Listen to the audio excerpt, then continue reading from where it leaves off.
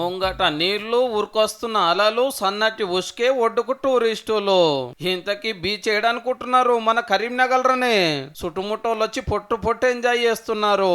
Family youth పోరలైతే శీతము జలకాలాటలు ఈతలు కొట్టుడు జోరున్నది. అచ్చం సముద్రం లానే ఉంది, అలలు ఇవన్నీ బాగున్నాయి. సేమ్ బీచ్ అట్మాస్ఫియర్ ఉంది, బాగుంది, మంచిగా ఉంది. పిల్లలు మంచిగా ఆడుకున్నారు, ఎంజాయ్ చేస్తున్నారు. బీచ్ లాగా బీచ్ లెక్కనే ఉంది.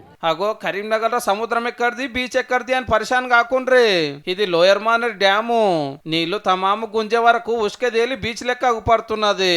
కొందరు చూసి ఫోటోలు వీడియోలు గుంజి సోషల్ మీడియాలో పెట్టే వరకు కాలరు బండ్లు వేసుకొని గింత గనం వస్తున్నారు.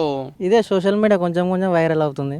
చాలా మంది వస్తుర్రు, చాలా మంది ఎంజాయ్ చేస్తుర్రు. సోషల్ మీడియా ఇన్స్టాగ్రామ్ లో చూసి వచ్చినాం. సముద్రం కాడుకోయి బీచ్ చూడనోళ్ళు ఈడికొచ్చి బుద్ధి తీర్చుకుంటారు అన్నట్టు.